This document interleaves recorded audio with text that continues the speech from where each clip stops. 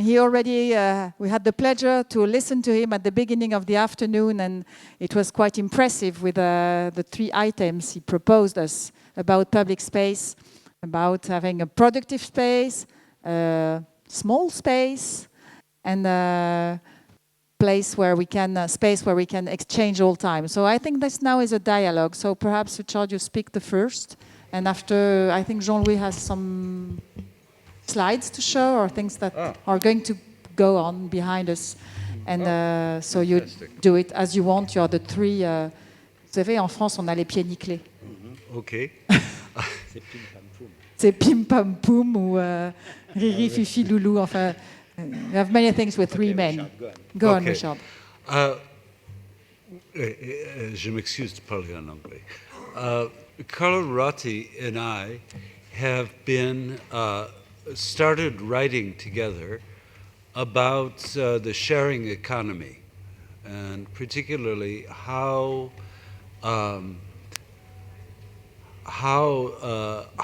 high technology could assist us to have more cooperation in cities.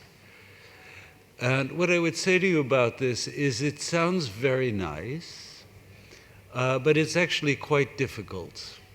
That is, how to have serious cooperation which is not face-to-face.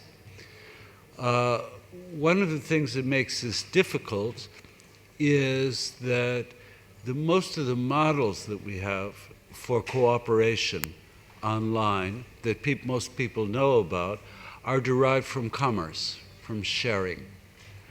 So the notion of an exchange which is open, which is a dialectic rather than a choice of options, is something that is in the future, but not really in the present of most people's behavior. And one question I actually put to you is, what technology would it be that could enable us to have more serious kind of cooperation online, beyond consummation? Yeah. The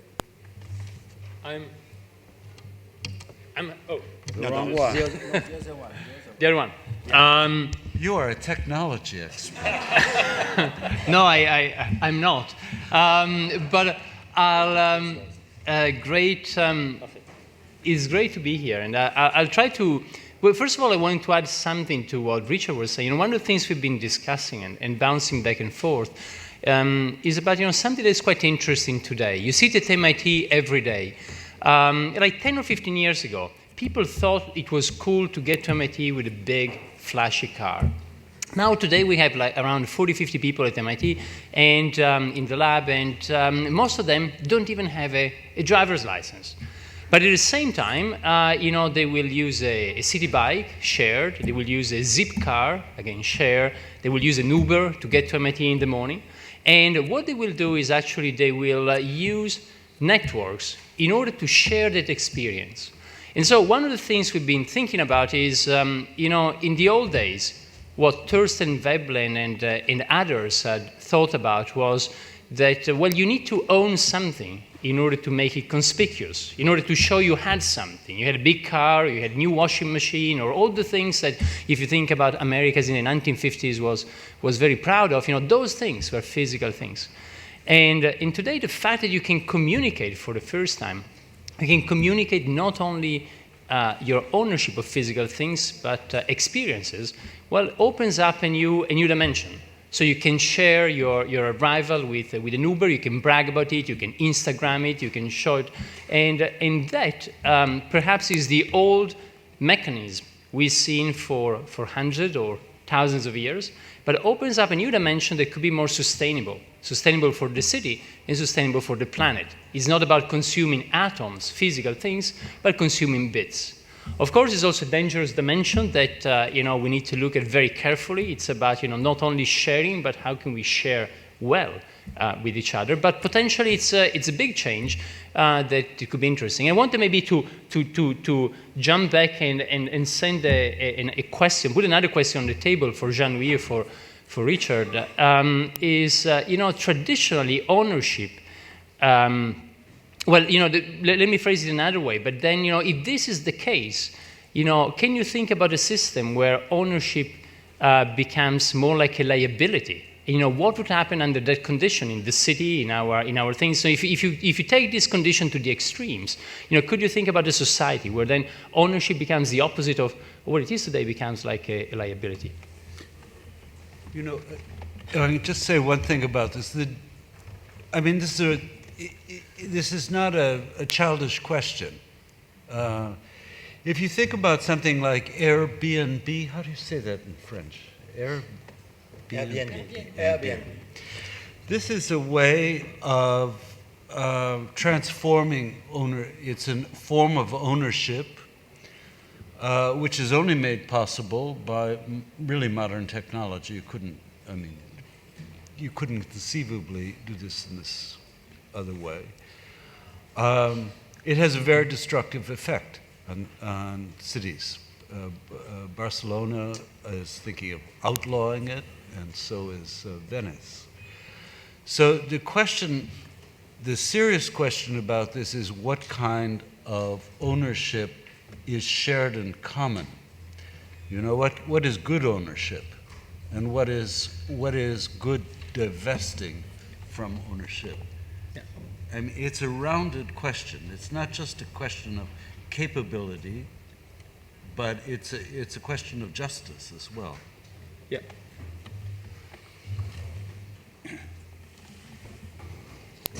Je vais parler en français, mais ils me comprennent très très bien, parce qu'en fait, ils parlent très très bien français, mais par coquetterie, ils refusent de parler français, l'un comme l'autre d'ailleurs.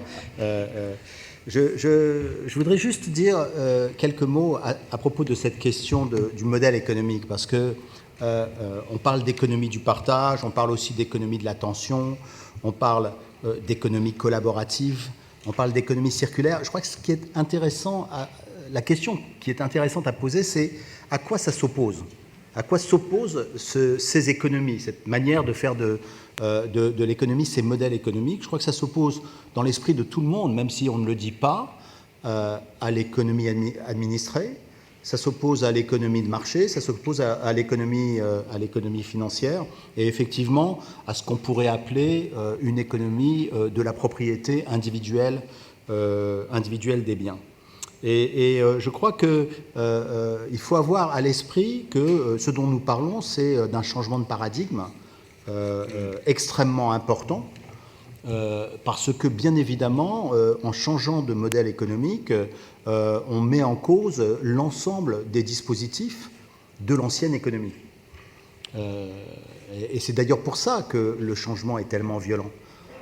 On parle beaucoup de la globalisation, et bien évidemment, la globalisation joue un rôle dans la perception que peuvent avoir les gens de la transformation du monde et de cette espèce de partage qui se fait entre les gagnants et les perdants de la globalisation. Mais il faut se rendre compte que lorsqu'il y a des manifestations dans les rues de Barcelone contre des locations temporaires d'appartements, quand il y a des manifestations dans les rues de Paris contre Uber, il faut se rendre compte que ce sont les symptômes également de ce changement de paradigme, avec tout ce que cela comporte, parce que là aussi, il y a des gagnants et il y a des perdants de l'économie du partage. Et je voudrais aussi dire un mot de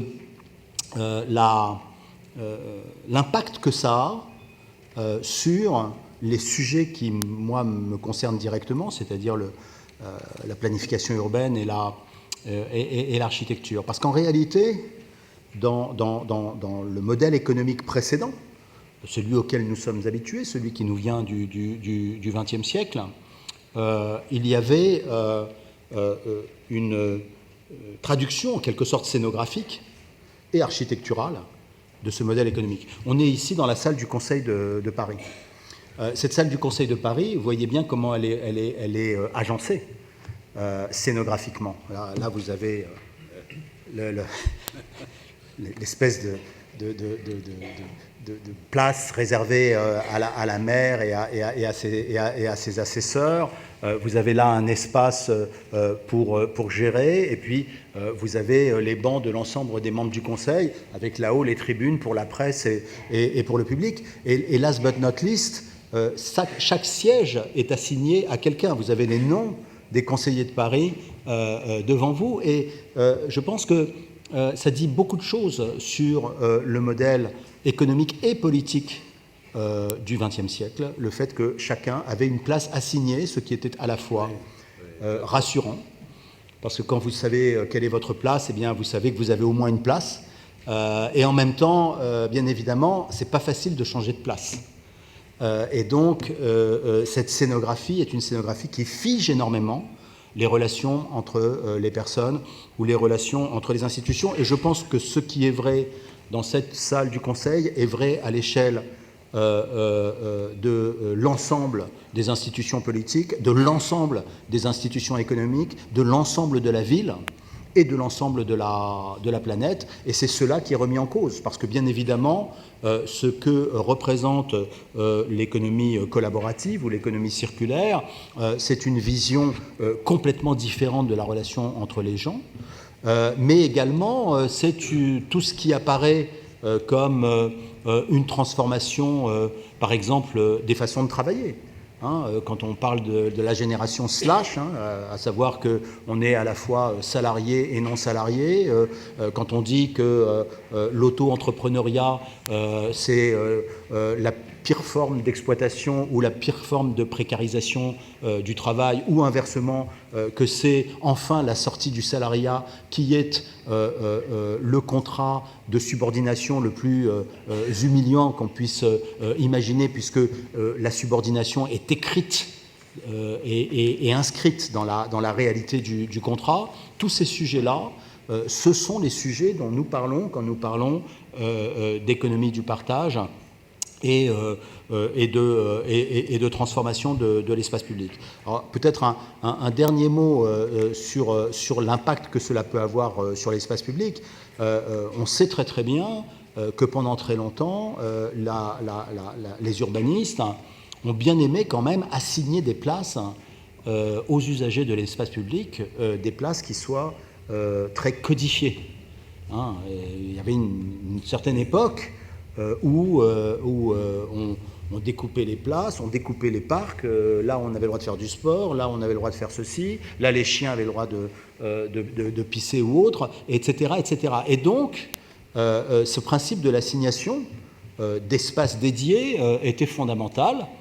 Et ce qui aujourd'hui est un des grands sujets, je pense, de la discussion urbaine, c'est justement cette approche de l'indétermination. Je vais juste vous présenter l'exemple de la rénovation de la place de la République, parce que je pense que c'est un bon exemple justement de ce travail sur l'indétermination des espaces. Je ne sais pas si on peut changer la slide pour qu'on voit comment...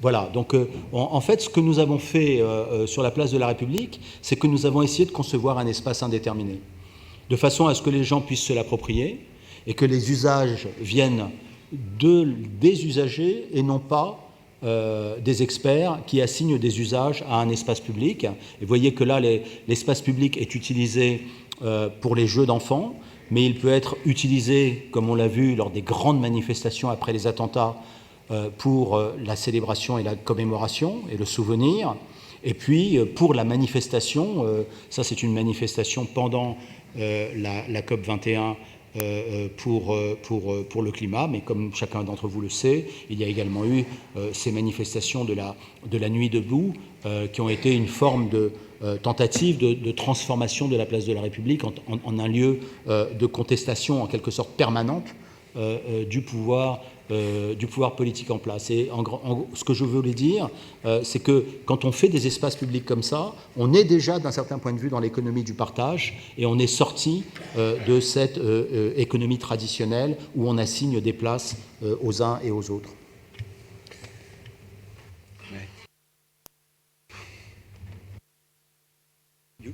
You press, it's okay. It's okay. You are a technologist. Better than him, but he's an engineer. I wonder if one thing, you show us an extreme between this, which is a fixed scenography, and a public space which is completely fluid. And I think, if I may say so, that neither of those extremes is what, as urbanists, we should be looking at. People want form, particularly in very smaller public spaces. And the question is how to find forms for small public space which are flexible in time. And the notion, I am very much, as a practitioner, I'm very much against the notion that by clearing out a public space, we make it more democratic, except in cases like this, which are enormous. Mm-hmm. But in the Quito papers, for instance, we talked about this earlier, the emphasis is on smaller public spaces. And those need a design. They need street furniture, they need protection from traffic. And I think as a general proposition, when Zygmunt Bauman used the term liquid modernity, what he meant to say was a kind of absence of thinking that, you all know this phrase, liquid modernity, by the philosopher Zygmunt Bauman. It's a wonderful book. And it's about the fantasy that a purely fluid society is free. And for him, that's not the case. That it's the capacity to actually crystallize form, not in big spaces like this, but in a vest pocket park or at a street corner, which is really the collaborative thing. Can you make another form together? Yeah. But if I... Oh, you go ahead. But if there's a way to combine both things, because if you think about this room, even this room, yes, there's a place for everybody. We have here actually the list of all the people in the Conseil de Paris, so that there's a place for everybody. But if you look at this room as it has been used in the past over 100 years, then it has been used in different ways. And actually, what we've been constantly doing with space and with public space is about hacking it and using it for something else, and appropriating symbols in a different way. My friend Oliviero Toscani, the photographer, is the guy who once put for the 1st of December the giant pink condom on the obelisk de la Concorde. That was a typical example of hacking a space that had a totally different meaning, but using it for something else. In the case for starting a discussion about AIDS and the disease. So in a certain sense, it seems to me that the two things are not contradictory, but they're the same. The question is if we can use digital platform to use space in a more dynamic and flexible way, it doesn't necessarily mean that the space is going to be totally uniform. It could be in some cases, like in the Place de la République, but in other cases, it's still about promoting this process of urban hacking, which I would contend is a beautiful process that we've been doing for hundreds of years, and today we can keep on doing in a more collaborative and shareable way. I agree. Yes, I agree, and je vais peut-être le dire en français, quand même, je ne vais pas me laisser entraîner par mes voisins. Jean-Louis, Il faudrait que nous forcions de you speak English et nous on parle français. Okay. Non. Ce que je veux dire, c'est que je voudrais évoquer un concept dont j'ai déjà parlé, notamment dans le cadre des Quito Papers avec Richard, qui est celui de chronotopie. C'est-à-dire, je pense que les espaces urbains ont des usages différents suivant le moment de la journée. Ils peuvent avoir des usages différents suivant la période de l'année, suivant qu'on est le jour ou la nuit, qu'on est en été ou en hiver, etc. etc. Et quand on fait le design d'un espace public, on doit quand même avoir à l'esprit l'idée de la réversibilité et de la flexibilité de cet espace. Donc je suis prêt à suivre ce que dit Richard sur le fait que plus l'espace public est petit et peut-être plus il doit être designé, mais en même temps il faut garder à l'esprit, premièrement, qu'il faut c'est l'incomplétude d'une certaine Saskia Sassen, hein, la ville incomplète.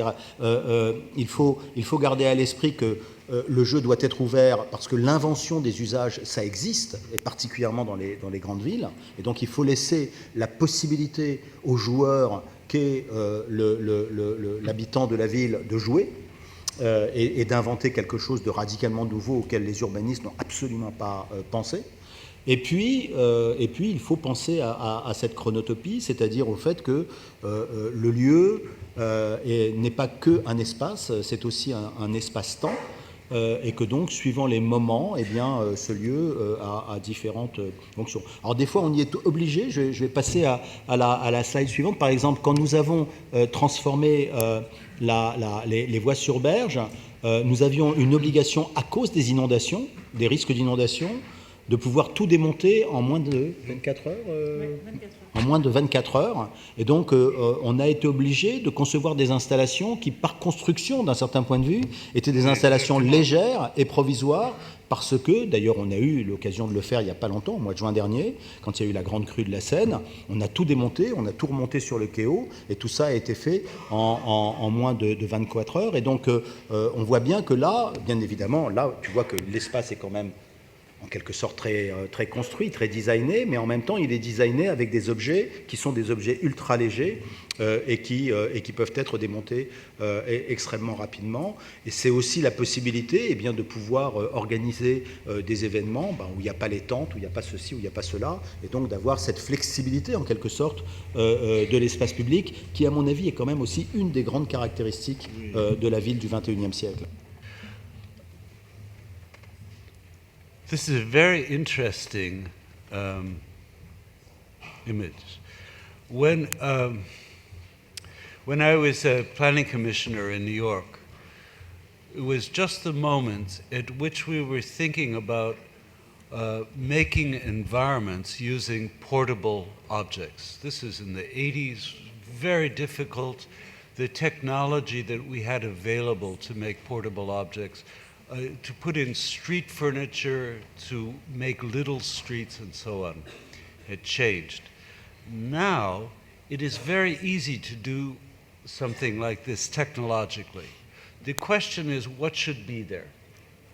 And this leads back to something we talked about earlier, which is this is designed for pleasure. It's a space of jouissance, however you'd say it in French. But to me, the question is how to use flexible forms in a way that makes the space more productive as well. And that's in line with the Quito Papers, which we wrote. Especially you. Well, you did. The idea about this is what could be done here where people are doing something different than just hanging out. And that comes back to our question, could this be a political space? You know the Place de la République is a political space. How could you make this a political space, which seems like it's consigned to leisure? And to make it a political space, probably, you also want to make it, you want to give it more, you certainly want to make it flexible.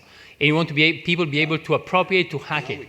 But it might still have quite a strong character. And let me tell you something, you know, we didn't have cities 10,000 years ago. It's always surprising to think that, you know, there was a time when all of us here, over 10,000 years ago, will be hunter and gatherers. And humanity hadn't found yet this kind of beautiful thing that we call city, which actually brings us together. Bring us together so we can exchange ideas, chromosomes. We can really make sure that the total is more than the sum of the individual parts. But then when you look at the first cities actually happen next to cemeteries. It's almost like, you know, the city is an antidote to life which is changing. And the beautiful thing in Paris, why so many people come and see Paris and many other European historic cities, is really that you can see that. You can see this kind of anchor towards the past. When Hadrian, the Roman emperor, when his lover died, the thing he did was actually did a city that would actually continue and perpetuate life that had otherwise gone. And so I think that somehow there's still, even if we can reappropriate the city over and over again, I think it is important in the city itself, we still have the force of those stones, not only a canvas, a blank canvas, but the force of the stone that will remind us, basically those stones will still be there when all of us are gone. Well, that's a real issue, I would say, in general, about the culture of technology, which is the erasure of memory. I don't know how many of you can remember something you saw in a window a week ago. You know, there's nothing solid that provokes memory. And it's something about the organization of technology that works against a kind of capacity that people have when there's something tangible and permanent in the environment. That's another side of the whole notion of flexibility, which is that memory becomes dematerialized. Think of Proust. Everything in Proust is constructible because there's a physical object to refer it to. And I think for technologists, I mean, I'm all for this as a planner. I work with a lot of high tech. But I think that there are issues about we are losing some things in culture thanks to a kind of low level of thinking about technological culture, that people need to have touchstones for memory.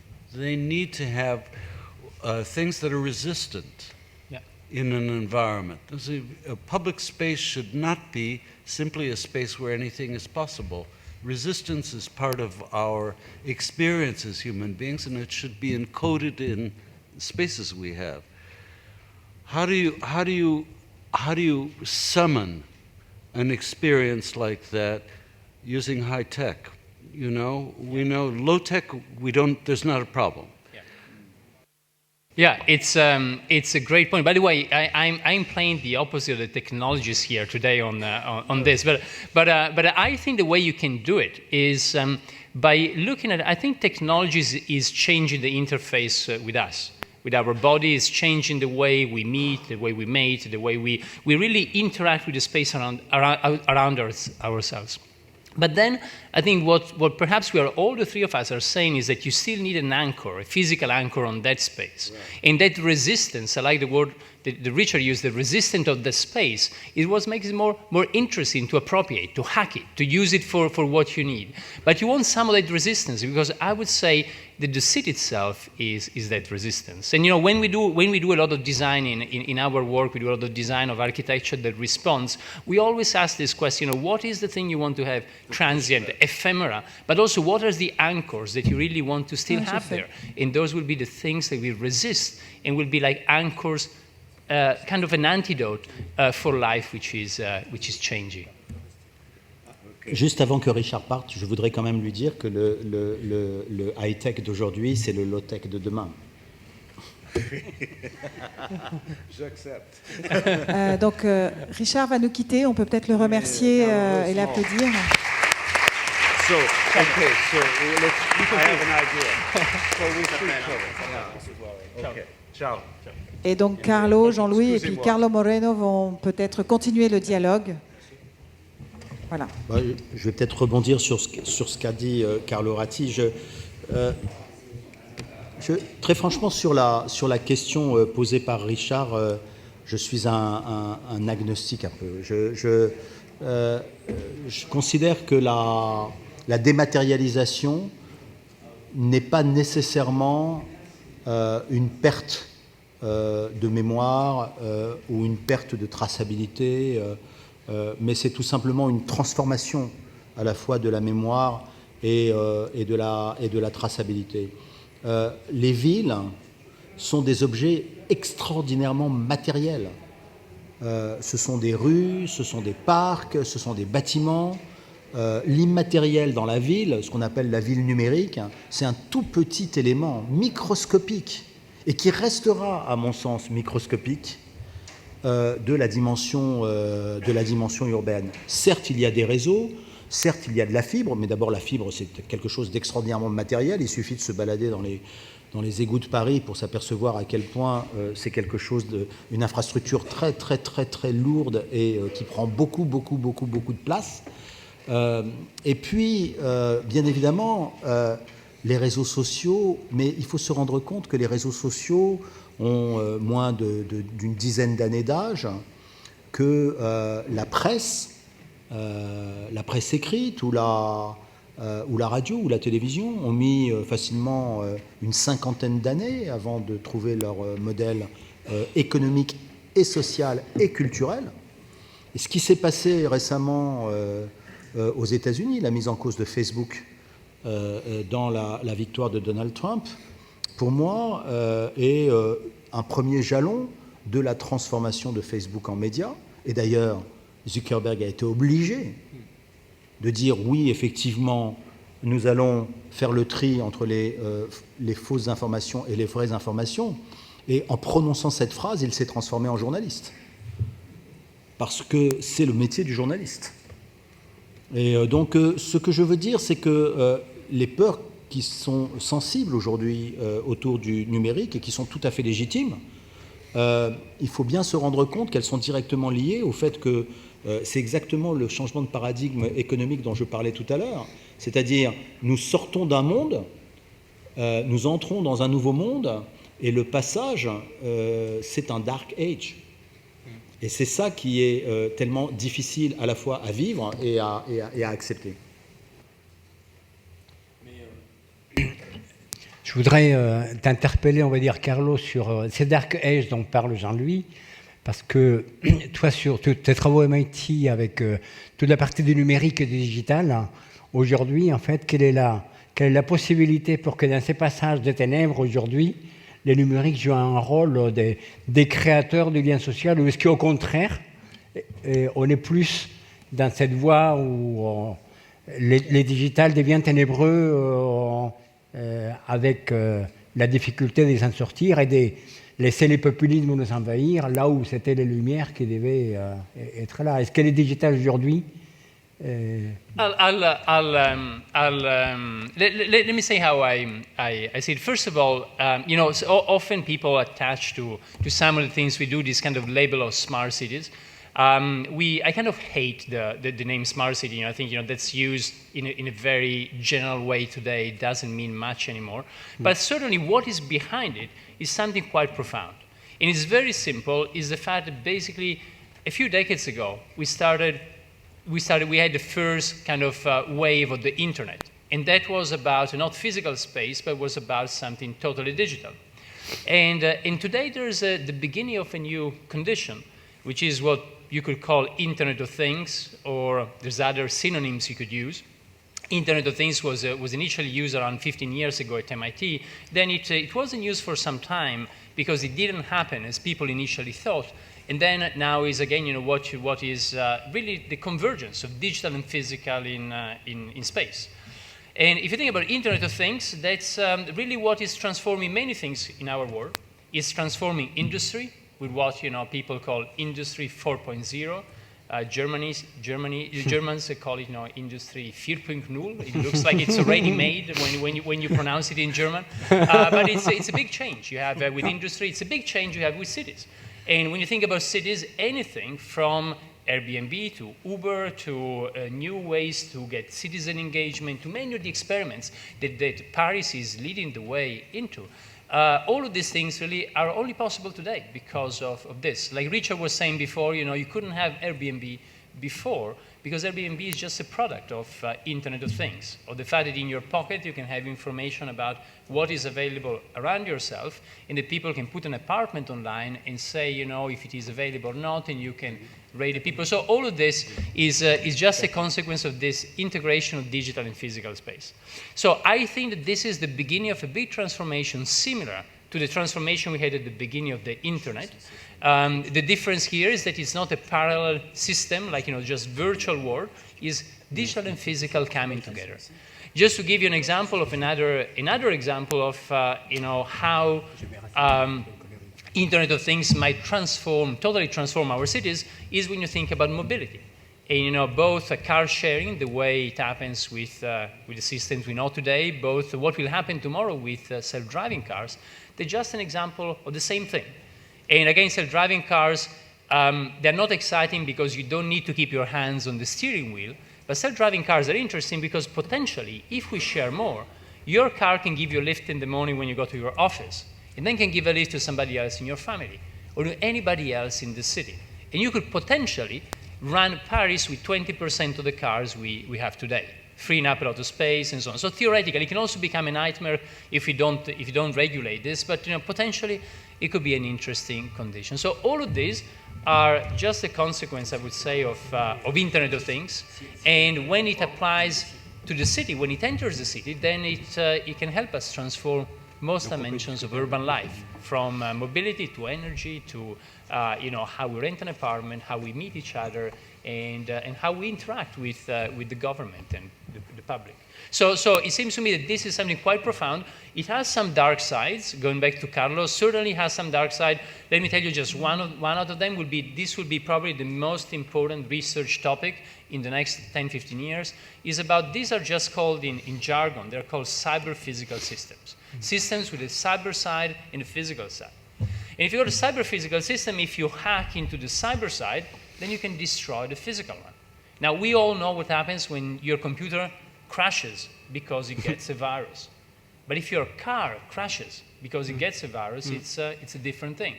And if your nuclear power plant crashes because of the same thing, it's a different thing. And you might know, just 3 weeks ago, we had a beautiful, in brackets, experience of that when the internet collapsed. Many sites collapsed in the United States because of an attack that actually came from IoT, Internet of Things devices. You might be aware of this. It was just 3 weeks ago before the US election. So certainly there's a lot of dark sides of it. We're creating a new interesting world between digital and physical. Huge potential, same at the beginning of the internet, to radically create totally new industries in production, in mobility, in all of what we are seeing today. At the same time, yes, a lot of dark sides as well. And I think we'll better be all alert to make sure that that doesn't happen. Jean-Louis. Well, I agree. Je suis d'accord avec Carlo sur l'essentiel de ce qu'il dit. J'ajouterais simplement que pour les élus, pour les politiques, c'est extrêmement difficile de réguler ce monde qui est en train d'accoucher, pour plusieurs raisons. La première, bien évidemment, c'est qu'il est mondial et que les espaces politiques sont nationaux ou supranationaux, mais la supranationalité ne va pas jusqu'à l'échelle globale. Et on voit bien comment les GAFA utilisent ce décalage entre leur puissance globale, leur déterritorialisation et la difficulté qu'ont les États-nations à réguler et à légiférer.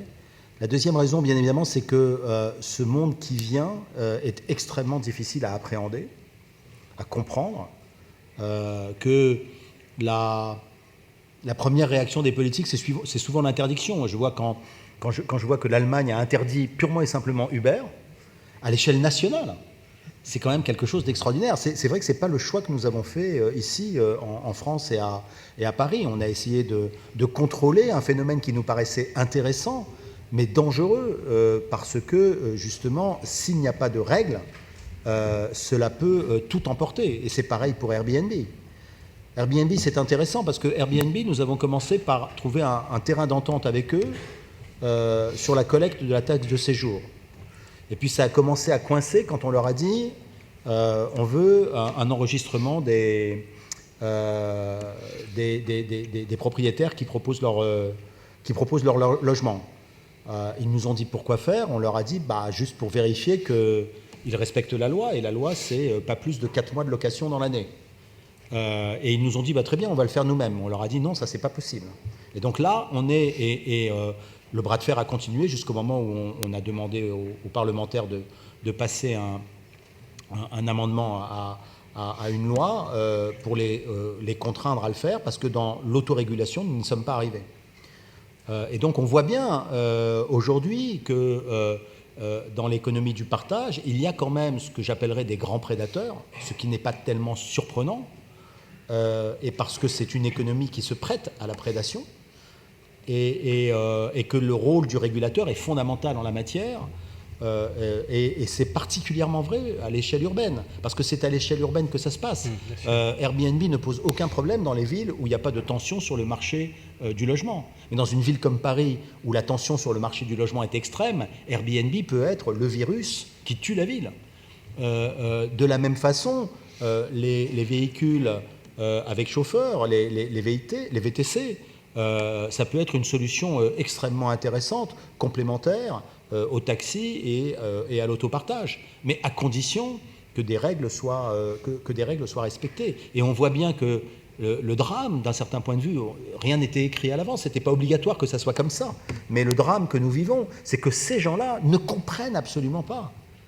Je veux dire, moi j'ai eu l'occasion de parler avec eux à plusieurs reprises, avec les responsables d'Uber, avec la responsable de Airbnb, et je me suis rendu compte que la notion de régulation et de rôle des pouvoirs publics dans la régulation leur était totalement étrangère. Ils ne comprennent même pas ce que ça veut dire. Et donc on est face à des nouveaux barbares. Et d'un certain point de vue, il faut accepter la barbarie. Mais en même temps, il faut les civiliser. Et le travail que nous avons à faire, c'est un travail de civilisation des barbares. Dis-moi, Jean-Louis, je voulais te poser une question. Ils sont tous des Américains, by the way. Voilà. J'allais rebondir justement là-dessus. On dit que les États-Unis, c'est le seul pays au monde qui est passé directement de la barbarie à la décadence. J'allais justement rebondir là-dessus parce que tu avais écrit quelque chose par rapport à ta vision sur la mobilité dans les villes. Et donc, tu parlais donc du développement des voitures autonomes donc aux États-Unis, qui est un développement technologique, donc le driverless avec Uber, avec la Google Car. Et tu évoquais à juste titre le fait que nous avons donc en France, rien qu'en France, par rapport à l'Europe et au monde, 2 champions de l'Autonomous Shuttle, donc au driverless, puisque nous avons, d'ailleurs, c'était par là, Navia EasyMiles, qui sont 2 champions mondiaux. Ils viennent d'élever le dernier 30 millions d'euros et ils s'installent aujourd'hui quasiment une centaine d'unités de navettes autonomes sans chauffeur. Oui. Et donc tu expliquais ça avec ton regard également de sociologue en dehors de celui de l'urbanisme sur le fait que ça représente 2 modes de vie différents et 2 modes de pensée différents, qu'on met de l'argent pour développer des transports collectifs sans chauffeur, tandis qu'on met de l'argent pour développer des transports individuels sans chauffeur. Absolument. Je partage ce point de vue. D'ailleurs, je suis même allé plus loin. J'ai dit que la raison pour laquelle des sociétés comme Blablacar est devenu un leader mondial de l'autopartage, c'est que le concept d'autopartage n'était pas américain. Et que donc aux États-Unis, l'idée de partager son véhicule personnel est une idée qui aura du mal à se déployer. D'ailleurs, c'est très intéressant, la stratégie de Blablacar, pour le moment, est une stratégie de contournement des États-Unis. Ils se sont installés en Inde, par exemple, avec beaucoup de succès, en Europe. Mais pour le moment, le marché américain ne leur paraît pas mûr. Ça me fait penser aux chaînes de télévision américaines qui s'installaient en Europe, mais qui contournaient la France à cause de l'exception culturelle. Donc là, il y a une exception culturelle américaine, et cette exception culturelle, elle est très simple, c'est qu'ils sont incapables de penser la révolution de la mobilité, alors même qu'ils sont les plus en avance dans le véhicule autonome. Mais ils conçoivent le véhicule autonome comme un pur et simple remplaçant du véhicule existant, c'est-à-dire les familles vont s'acheter 3-4 véhicules autonomes et chacun sera propriétaire de son véhicule autonome. Nous avons à Paris, en tout cas, une vision mais radicalement différente. Nous considérons que le véhicule autonome, c'est la fin de la propriété individuelle de l'automobile parce que ça rend la mobilité comme service, comme une évidence, et qu'il faudrait être complètement fou pour s'acheter une voiture quand on peut avoir une voiture qui vient à sa porte et qui vous transporte où vous voulez et qui repart ensuite faire autre chose. Et d'autre part, le transport collectif et le transport individuel, la frontière entre transport en commun et transport individuel, la frontière entre transport collectif et transport unipersonnel, et la frontière entre transport subventionné et transport non subventionné est remise en cause par le véhicule autonome. Et de ce point de vue-là, c'est vrai que c'est très intéressant, je pense, sur le plan culturel, de voir que la France a produit les 2 startups les plus importantes dans les navettes autonomes, c'est-à-dire dans les véhicules collectifs autonomes, alors même que les États-Unis ne se sont pas du tout intéressés à ce segment de marché, qui pour moi est le segment de marché le plus important. Voilà, et je rêve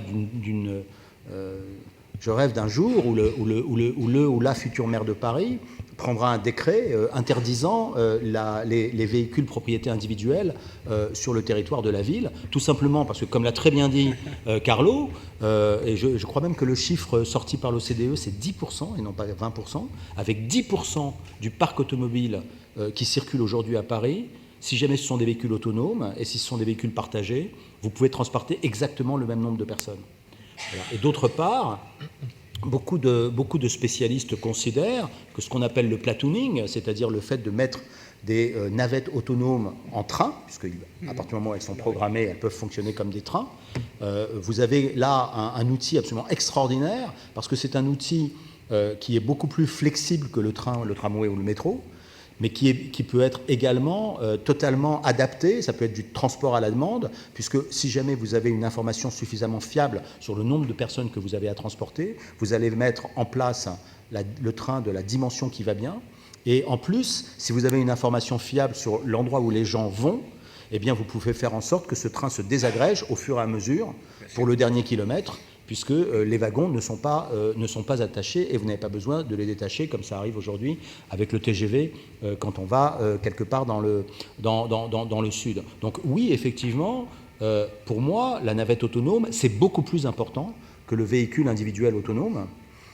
Et la question du modèle urbain que l'on devra penser dans les 20 ou 30 ans futurs, sur justement comment est-ce qu'on organisera la ville. Il faut se rendre compte que l'espace public disponible va être considérable puisqu'on n'aura plus besoin de véhicules parqués, les véhicules circuleront en permanence, on n'aura plus besoin de parking souterrain, donc il faudra trouver des nouveaux usages au parking souterrain, mais surtout il faudra qu'il y ait une décision extrêmement importante qui doit être prise sur est-ce qu'on accepte la propriété individuelle de véhicules autonomes ou est-ce qu'on considère que c'est obligatoirement un service de mobilité et donc que le véhicule autonome propriété individuelle n'a plus droit de cité à l'intérieur d'une ville. Alors, donc, juste une petite chose au niveau de timing, parce que donc, on m'informe à l'oreillette que je ne possède pas, que Jean-Louis Misica donc, fera la clôture de cet événement à 17h30 dans la salle des fêtes. Donc, Jean-Louis, je te confirme que c'est le cas. Comme il est 17h20, Carlo, donc tu vas t'exprimer et ça sera les derniers mots, parce qu'après, je vais vous inviter à nous déplacer tous à la salle des fêtes pour la clôture de City for Life. Mais vas-y, Carlo, tu as encore l'occasion de t'exprimer. Okay. All right. Well, I'm going to say a couple of things. First of all, I'm going to play American now. So I want to say to Jean-Louis, actually, in the United States, there's some interesting things also at the level of public transportation. There's a startup called Bridger that's looking at buses that can actually route dynamically and do point-to-point.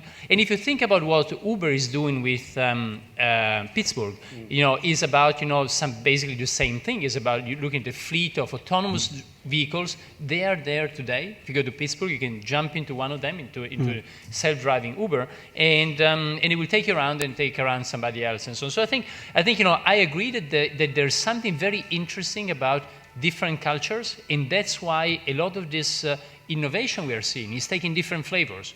BlaBlaCar certainly has a very European flavor that you wouldn't get in the United States, and that's why it's interesting that we, by combining innovation from across the world, by convening gatherings such as this one where people from different countries can share ideas, then you can really help speed up innovation in the urban space.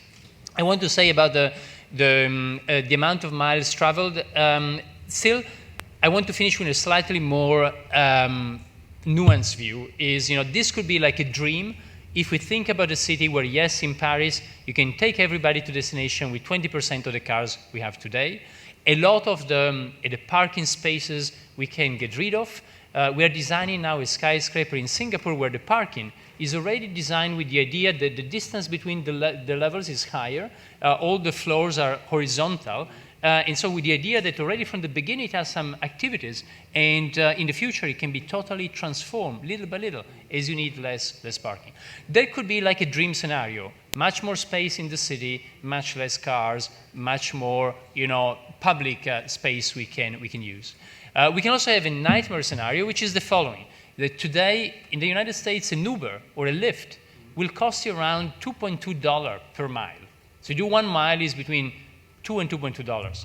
Now, if you do the calculations, and there's a few estimations online, we've done it ourselves, and so on, you can see that if you use a self-driving Uber, you can go down to 30 to 50 cents per mile.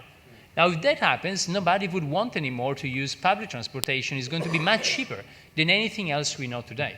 And if that happens, if people were to think in Paris, even if you do platooning, that you don't need to use the metro anymore, and everybody can just have their own private shared vehicle, then it could also be a nightmare. Our cities will be gridlock instantaneously. And that's why I think, again, regulation is important. Regulation should not happen at the beginning. It's good that, France is experimenting with Uber, Italy and Germany are not. It's good that you experiment with it, that then you react to it, you try to see how it goes, and then little by little adjust regulations. But it's very important that we think that we will need regulations, because really there's 2 scenarios with self-driving. One is hell, one is heaven, and it's up to us to decide where to go. Je suis d'accord. Nous irons tous au paradis, c'est ça? Bien. Merci Carlo, merci Jean-Louis pour ces propos inspirants. Donc, je suis désolé, je ne peux pas donner la parole à la salle parce que ce dialogue a été profondément enchaîné et inspirant. Je vous donne rendez-vous dans la salle des fêtes pour la clôture de l'événement Cities for Life. Donc, je vous en prie de nous retrouver salle des fêtes. Merci.